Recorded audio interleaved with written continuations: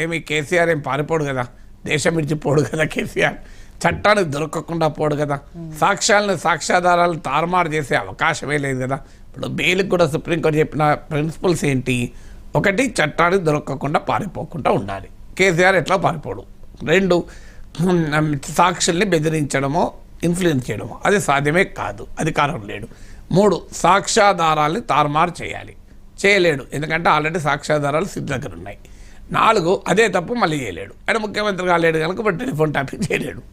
ఈ 4 కారణాల రీతి ఈజ్ ఎలిజిబుల్ ఫర్ బెయిల్. ఈ 4 సుప్రీంకోర్టు అనేక సార్లు చెప్పింది ఈ 4.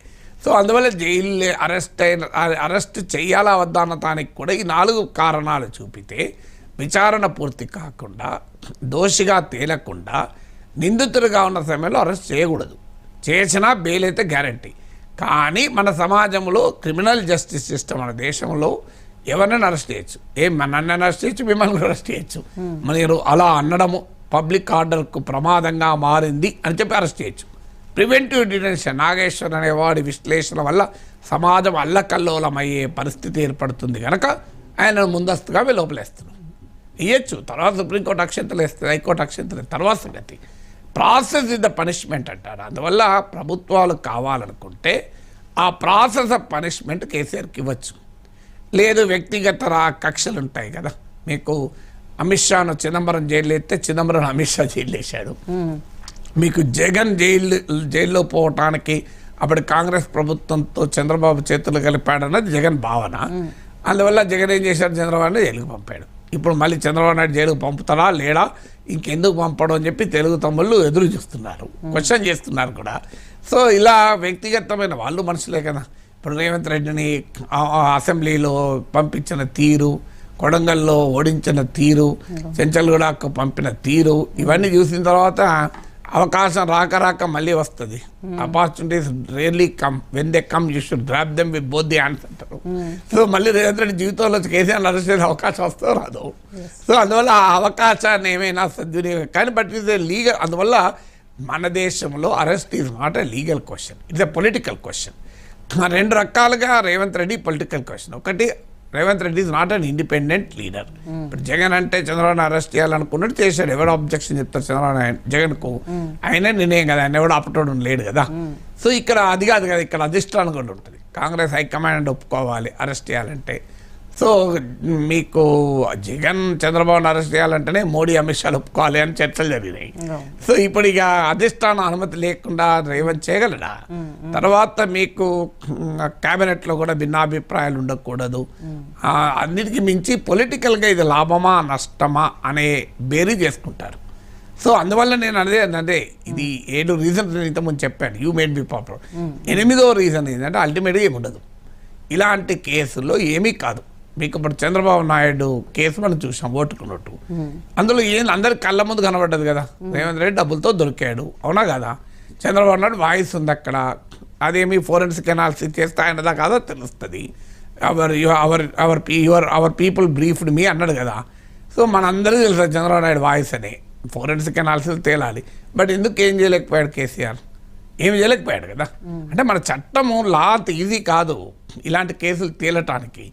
ఇప్పుడు అది పెద్ద నేరమే, నేను కాదంటలేదు. టెలిఫోన్ ట్యాపింగ్ ఇది బిగ్ నేరం, ఇది రైట్ టు ప్రైవసీ, ఇది ఫండమెంటల్ రైట్.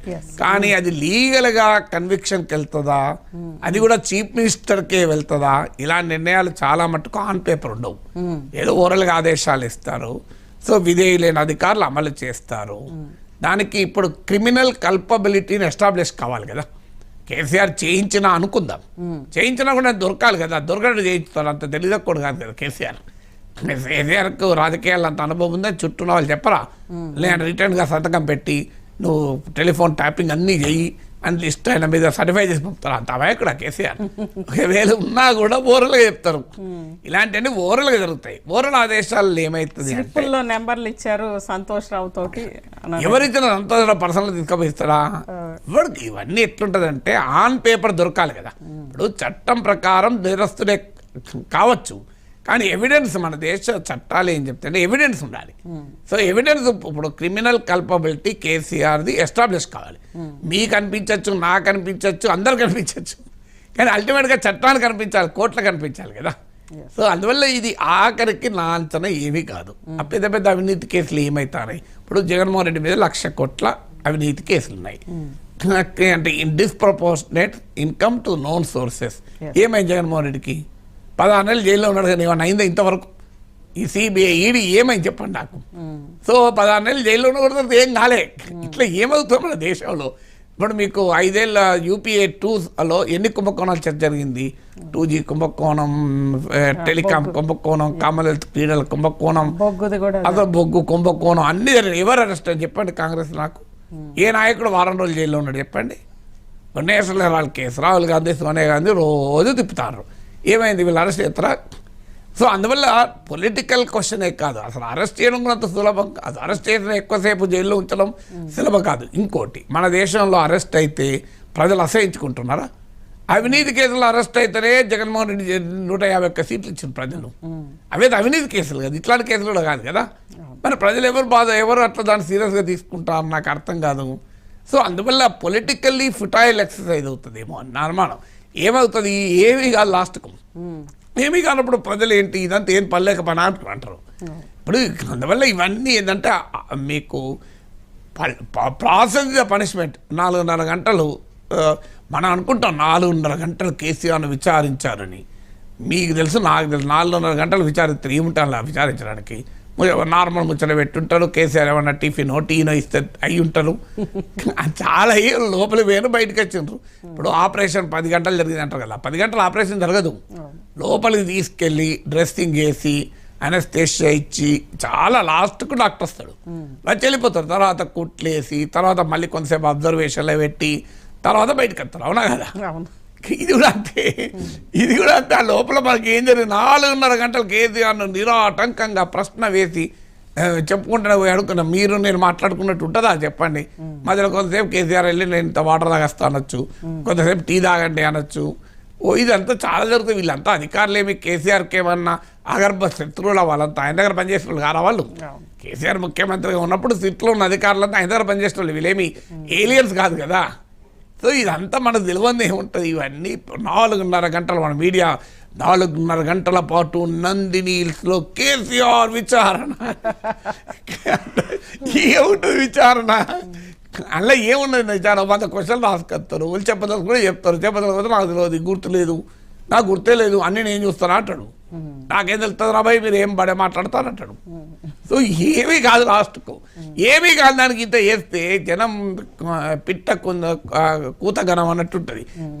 కేసులో తేలేది కొంచెం, నువ్వు కూత ఎక్కుంటే పిట్ట కొంచెం కూతగనంలాగా, కేసులో తేలేదేమో కొంచెం, కూతనేమో ఘనం.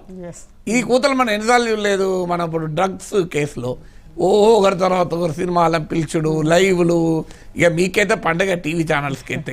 సో పలానా యాక్టర్ ఏ క్షణంలోనైనా ఇంటి నుంచి బయలుదేరొచ్చు. బయలుదేరిన తర్వాత జూబ్లీ హిల్స్ పోలీస్ స్టేషన్ రావడానికి 20 నిమిషాలు పడుతుంది. మా ప్రతినిధి జూబ్లీ హిల్స్ పోలీస్ స్టేషన్లో ఉన్నాడు. ఇది మీరు ఎన్ని లైవ్లు నడుపుంటారు ఇప్పుడు? ఎవరికి ఏమైంది చెప్పండి నాకు? ఎవరన్నారు? ఎవరు జైలు వెళ్ళరా? ఇవన్నీ నడుస్తూనే ఉంటాయి. అందువల్ల ఈ షో ప్రజలపైన ఏ రకమైన పర్సెప్షన్ పడుతుంది అనేది ఫ్యాక్టర్ కదా. ఎస్, ఇక రెండో అంశానికి వస్తే నాగేశ్వర్ గారు, ముఖ్యంగా ఆంధ్రప్రదేశ్లో ప్రధానంగా ఒక రాజకీయ పార్టీల మధ్య గతంలో ఏం జరిగిందో మళ్ళీ కూడా సీన్ రిపీట్ అవుతుందా అనిపిస్తుంది. అంబటి